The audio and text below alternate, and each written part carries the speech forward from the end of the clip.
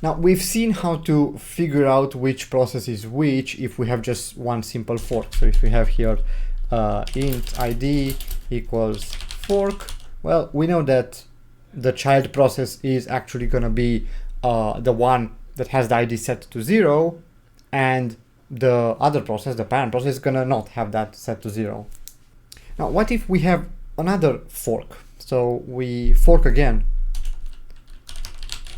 each process, basically creating how many processes? Creating 4 processes in this case. How do we figure out which process is which? How does the hierarchy of processes look like in this case? So here we can say, okay, ID1, and then we can actually store this ID2 here, but how do we know which is which in this situation? So suppose our main process is this blue rectangle here, and if I want to fork, well, what's going to happen if I call fork just once? We're just going to get another process, right? So I'm going to just throw here another arrow to just another rectangle that gets created. Let's make this also blue. Okay, nice. So we just create another process, but what happens if we do this again? Well, if we do this again, actually what happens is another arrow gets drawn. Let me actually move this a little bit to the left. Another arrow gets drawn for both rectangles. Okay, so every time you call fork, if you don't have any conditions, it's just going to create another process from every single existing process. So here, what's going to happen is one process is going to spawn in from this second one, like here, and another one is going to spawn in from the parent, from the original process, which should be around here, let's say. And I'm going to actually draw some arrows to signify that one depends on another. Okay, so this is what's going to actually happen if we call fork twice in our program. And if we call it again, it's just going to go like in this diagonal sort of way where this guy gets another process, this guy also gets another process, this guy gets another process, and this guy gets another process. But at the end of the day, you're going to have one process that is the parent of all the processes somewhere down the line, and all the others sort of inherit from it, from there. Okay, so in our case, we have these ID1 and ID2. How do we figure out which one is which? Well, first, let's just focus on this part right here. Right, this is where the first fork occurred. So we know there we have the first ID, ID1 is set to 0 for the child process. So we have here ID1 equal to 0. And up top, we have ID1 equal to something else. Let's say X. That will be the process ID of this guy.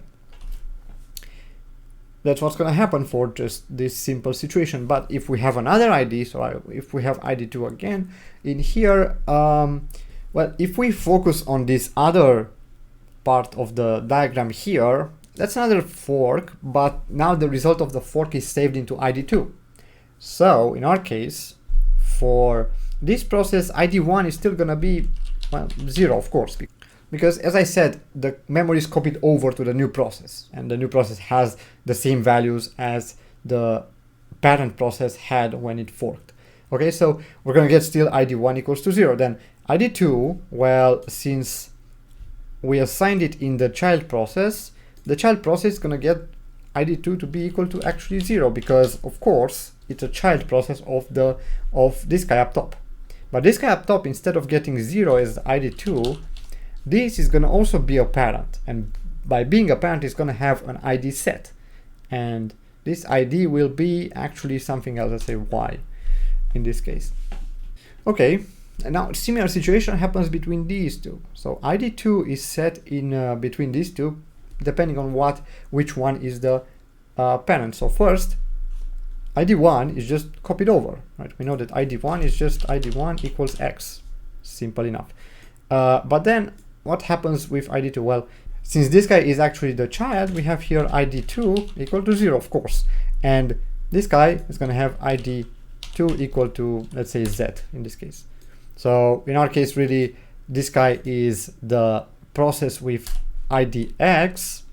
This guy is the process with ID Y. and this guy is the process with ID Z, and some ID also the parent has, but doesn't really matter in this case, right? So you can actually see that from this parent process, you only have access to X and Z. You don't have access to this Y, because Y is actually a child of our X process. So the X process has access to it.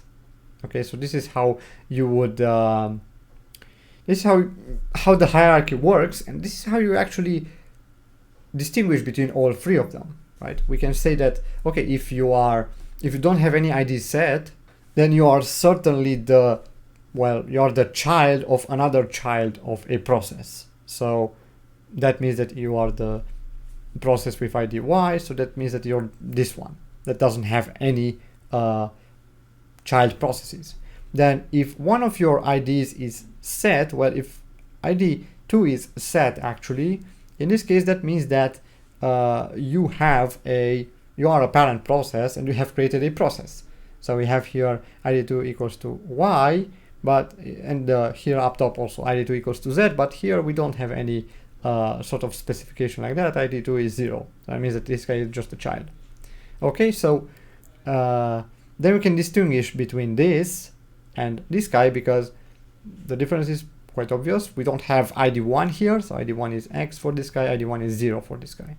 And then here, of course, we have sort of the same situation as here, except they are kind of backwards. ID1 equals X, but that actually doesn't mean that this Z process is a parent process. It just simply inherited this variable, or really the variable's value got copied over to it when it forked, and it's just there. Doesn't really mean it's linked in any way to this guy. But ID2 is 0, so that means it's a child, and ID2 of our parent process is Z, which points here. So this is how we can distinguish between all four of them.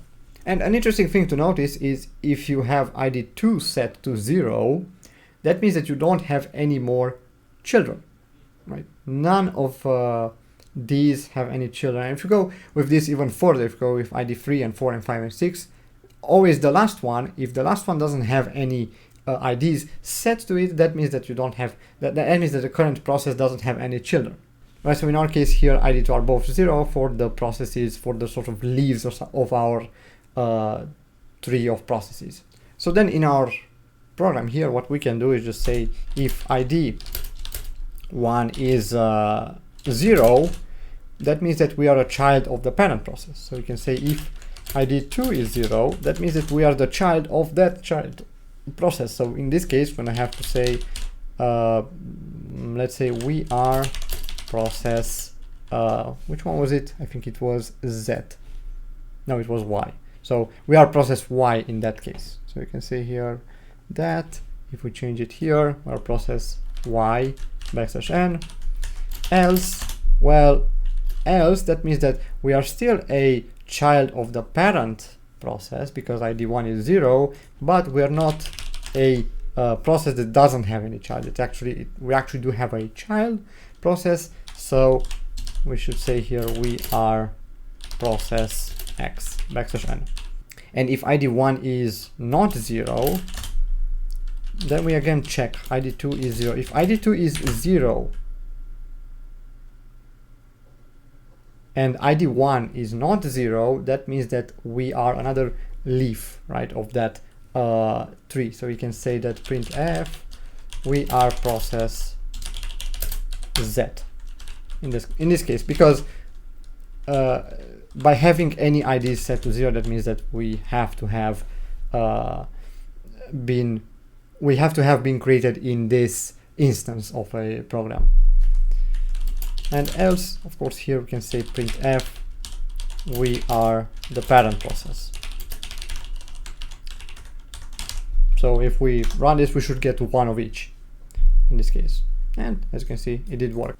And to wait for this whole structure to actually finish executing is kind of tricky, actually. If you just call wait here, so say wait of null, well, you might think that, okay, well, this wait is executed by all the processes, so it's fine, it's gonna actually wait properly. But in all actuality, this is wrong, because Well, while these two, so these processes, let me mark them with something.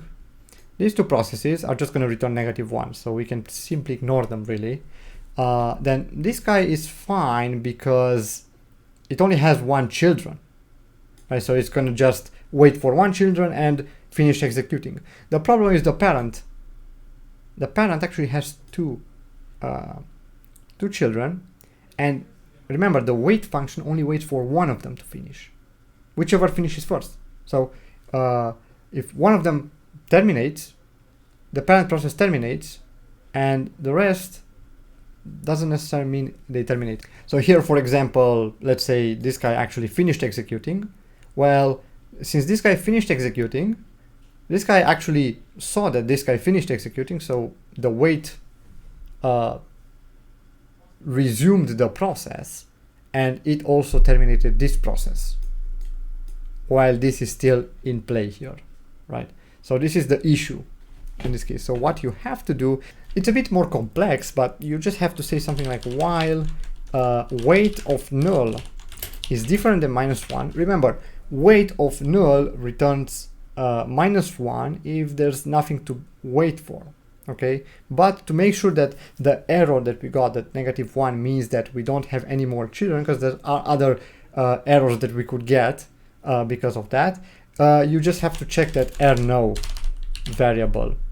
That should be different than eChild, and all these you can find them in errno.h. So I have to include this guy. So hashtag include errno.h. I should find both here. Okay, there we go. So, and a semicolon here, and now it is going to wait for all the processes that it should wait for. And if instead of actually just not doing anything in the while loop, what we can do is just say print f waited for a child to finish. And if I run this, I should get this sentence printed 3 times on the screen, because, well, in the diagram here we have one children of that large parent, another one of that large parent, and this guy, which is a children of this smaller parent. So now if I run this, I should get it 3 times, because there's really 3 parents in there. And there we go. So this is really what happens when you call fork multiple times without any sort of conditions. Why I looked at this more closely, because what sometimes we tend to do is, for example, create here a for loop and say, okay, I want to create, I don't know, I want to create like 10 processes. I go for loop I++, and then just fork, right? And you look at this and you're like, wait, does this create 10 processes now? Well, it doesn't actually create 10 processes. It creates 2 to the power of 10 processes, which is a much bigger number than you'd expect. And some people have actually crashed network systems because of this. So just be careful, and whenever you try to create a number of processes, make sure you create them only from the parent process, right? Okay, thank you guys so much for watching. I hope you got something out of this video. If you do have any questions, do leave them down in the comments below or on our Discord server. Take care.